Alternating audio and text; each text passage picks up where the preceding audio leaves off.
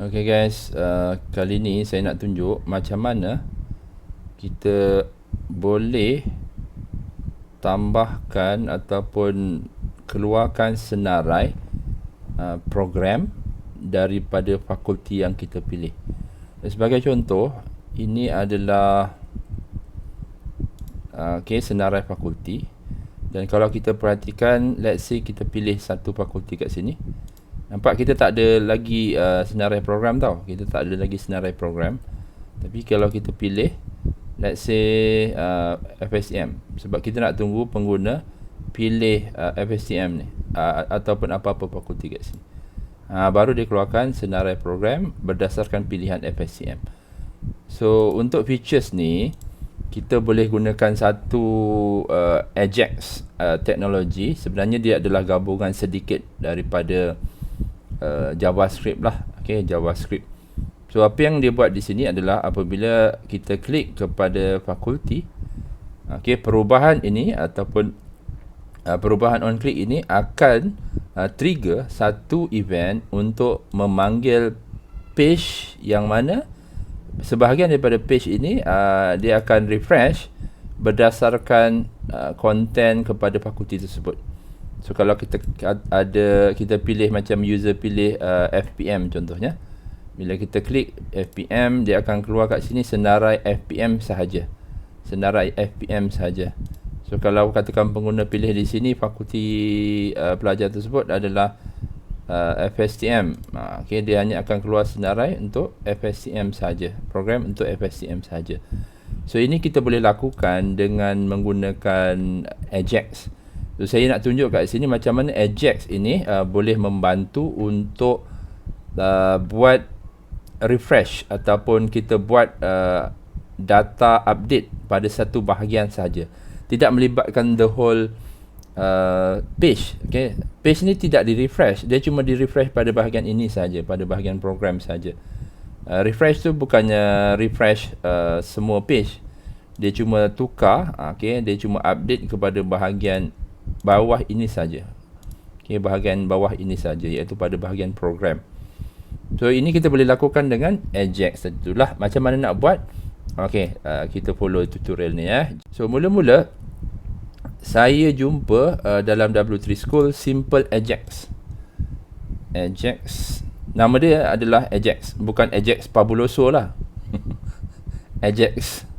Istilah dia Ajax. So kita lihat dalam W3 School, saya suka guna W3 Schools untuk lihat Ajax. Saya buat simple je lah, Simple Ajax. Simple Ajax, saya tak gunakan apa-apa jQuery ataupun library untuk JavaScript. Tak ada framework apa-apa. Ni dia kata update a web page without reloading the page. Maksudnya kita boleh update ataupun refresh sebahagian page, sebahagian saja, tanpa kita refresh the whole page lah. Jadi cara ini kita boleh request data daripada server. Kita boleh request data dari server ataupun kita boleh terus request file PHP untuk running in the background. Macam ni lah. So satu contoh yang saya nampak mudah, ni retrieve content from a database. Saya refresh baru. Nampak ni, bila kita select customer, dia ada, dia keluar satu, dia refresh bahagian ini, dia refresh bahagian ini. Hanya bahagian bawah ini saja yang dia refresh. So kaedah ini dia gunakan bila kita drop down pada select drop down ni, bila kita tukar dia punya option, sebenarnya dia akan pergi kepada sini, yang on change ni, on change. Dia akan pergi ke sini, on change ni. On change ni apa yang dia buat adalah dia akan pergi hantar ataupun dia akan load, dia akan load di sini. Dia akan load di sini satu ID ataupun satu container ni, dia akan load content dia. Dia akan load content dia. Apa yang dia nak load content dia berdasarkan skrip yang inilah. Skrip yang ini apa yang dia buat, dia akan panggil satu PHP page dan dia hantar query kat sini. Kalau korang perasan, dia hantar query kat sini. So data ni macam kita hantar senarai fakulti pilihan. Bila kita klik pada pilihan fakulti, dia akan hantar kepada page yang ini, pilihan fakulti tersebut, dan page ini akan buat senarai jabatan, senarai jabatan, contoh macam itulah. So ini adalah contoh untuk Ajax yang saya pakai lah dalam contoh yang saya buat ni. Okay, kalau korang nak rujuk dia punya link, boleh lihat dalam video description, saya letakkan semua link kat situ, so that korang boleh refer contoh yang asalnya daripada W3 School. Saya gunakan simple JavaScript ataupun vanilla pure JavaScript, saya tak gunakan jQuery. Sebab yang ni saya rasa dah okey untuk menyelesaikan apa masalah yang saya hadapi sekarang ni. Okay, so saya nak just demo. Saya nak just demo macam mana kita boleh buat pilihan di bawah ini kan. Bila kita klik senarai fakulti, baru dia keluar senarai program dalam fakulti tersebut. Kalau kita pilih fakulti lain, list yang akan keluar kat bahagian program ni adalah list yang berbeza. Dia tak sama. Okay, dia tak sama. Tapi dia taklah load semua. Dia cuma load apa yang user minta. Kalau user minta fakulti FPM contoh ya, so dia akan senaraikan apa yang ada dalam program yang ada dalam FPM. Ni contoh sebahagian je lah. Saya tak key in semua data. So first kita kena key in dia punya data lah. Kat mana kita dapatkan data tu. So untuk student tadi, kita kena simpan program code. Mungkin sebelum ni kita dah simpan juga program code. Cuma ada satu tambahan lah kod fakulti kat sini. Okay, tambahan satu kod fakulti kat sini. So rujuk dalam GitHub, link pun ada dalam video description. Dalam tu korang kena refresh kita punya SQL dump tu lah. Maksudnya apa SQL dump yang kita dah provide sebelum ni, korang kena refresh lah. Maksudnya korang terpaksa terpaksa import balik. Okay, terpaksa import balik daripada new system SQL dump yang ada dalam GitHub tu. Okay, so tambah fakulti ni, nampak tambah fakulti ni. Cumanya bila kita ada program code kat sini kan, so pastinya kita ada, ini adalah foreign key kepada programs. Ni programs, nampak tak?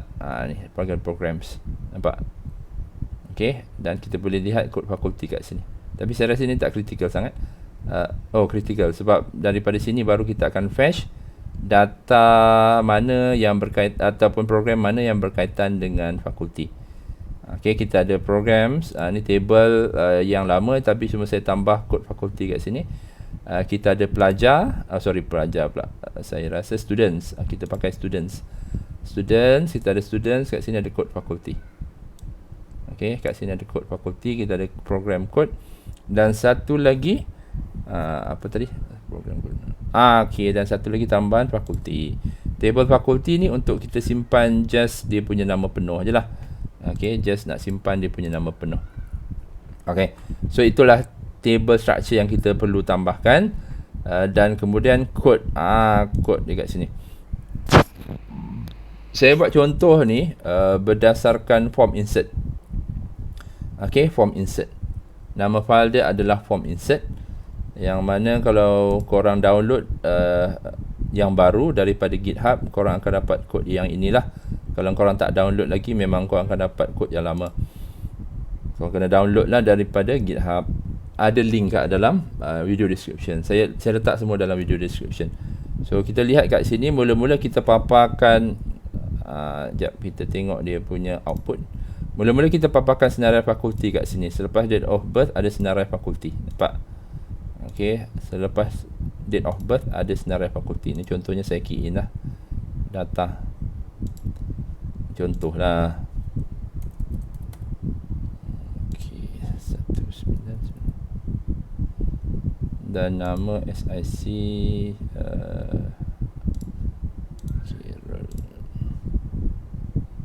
kat sini. Nampak tak? Bila kita ubah education, contoh dia, yang ni pun dia akan keluar daripada senarai Faculty of Education. Contoh, kalau kita klik pada FSCM, dia akan keluar senarai Faculty FSCM. Contoh dia macam tu. Nampak? So ini fakulti ni macam mana kita nak senaraikan? Fakulti ni kita senaraikan menggunakan kod yang inilah. Okey, kita senaraikan fakulti dulu. Okey. Kita senaraikan fakulti menggunakan drop down. Okey, nama dia drop down. Drop down, select. Dan kita akan lihat kat mana. Okey, macam biasa kita akan load daripada maklumat fakulti. Kita akan load semua data daripada table fakulti. So dengan ini kita boleh senaraikan dalam bentuk drop down. So output daripada loop daripada fakulti, table fakulti ni sebenarnya capture daripada sini, daripada table sini. Dan apabila kita nampak output dia, kita boleh lihat lah ini adalah senarai semua fakulti yang ada. Ni semua fakulti ada 4. So kat sini ada senarai 4 daripada table fakulti. So apabila kita klik pada FSCM contoh dia, flow dia macam mana? Apabila user pilih satu daripada option tersebut, nampak kat sini, on change, bila program yang dipilih tu berubah, bila program yang dipilih tu berubah, dia akan pergi panggil show program. Show program ni dan membawa this value. This value tu maksudnya, okay, bila kita klik, dia akan pilih which dia akan pilih which fakulti, dan kod ni akan dibawa lah sebagai value dia. So let's say kita pilih FSCM, kat sini this value ni akan terima FSCM. Kalau user pilih FPM, this value ni akan jadi FPM lah. So dia akan dapat daripada value daripada mana? Daripada sini, value ni. Value ni adalah kod fakulti. Value ni adalah kod fakulti. Okay, kod fakulti. And then kat function ni, ini adalah function JavaScript yang penting untuk proses Ajax ini, yang mana Ajax ini akan pergi kepada program. Ni dia akan hantar kod fakulti ni kepada Ajax select program.php. So apa yang Ajax select program.php ni ada satu file luar, dia macam include jugalah, cuma include ni berlaku secara dynamic. Okay, dan dia akan panggil ini, dan sebenarnya dia akan panggil, dan kod PHP tu akan menghasilkan output. Okay, apa yang Ajax select program ni buat, dia terima kod fakulti. Nampak tak? Dia terima kod fakulti. So bila kita pergi Ajax select program ini, nama dia apa? Ajax select program. Okay, nama dia apa? Ajax select program. Okay, Ajax select program. Okay, macam biasalah dia akan connect kepada database. Lepas tu dia akan buat drop down untuk senarai program. Okay, dia akan buat drop down untuk senarai program. So kat sini dia akan buat drop down untuk senarai program. Okay, dia akan buat senarai program. So apabila dia selesai senaraikan program ni dalam bentuk drop down, so itu yang kita akan dapat hasil seperti macam ni lah. Kalau FSCM, kita klik FSCM, dapatlah senarai semua program daripada fakulti FSCM. Kalau kita klik pada fakulti Education, dia akan keluarkan senarai yang berbeza. Kenapa dia keluarkan senarai yang berbeza? Sebab dia load secara dinamik. Okay, bahagian ini, program ni, dia akan load secara dinamik. Kat mana dia load? Kita lihat di sini. Dia akan panggil list program ni, tak silap. Ni, list program. List program ni saya dah tag dia sebagai div. Okay, div ID list program. So dia akan paparkan pada bahagian D lah, pada bahagian div ini. So apa-apa perubahan ataupun apa-apa output yang dihasilkan daripada Ajax select program ni, dia akan load di bahagian ini. Okay, dia akan load di bahagian ini. Ini adalah satu div div. Dia adalah satu div. So apa-apa data di sini dia akan load dia, dan dia akan refresh berdasarkan execution daripada page ini. Okay, sebab di page ini dia akan buat senarai program berdasarkan fakulti yang dipilih oleh user. Okay, apa nampak tak dia punya flow macam tu. So anything korang boleh rujuk dalam code itu. Ajax ni, simple Ajax ni saya rujuk daripada W3 Schools. Semua tu akan saya letak dalam video description. Ada link kat bawah Okay guys, terima kasih banyak. Like, komen dan share. Komen 10 kali tak apa. Assalamualaikum. Terima kasih.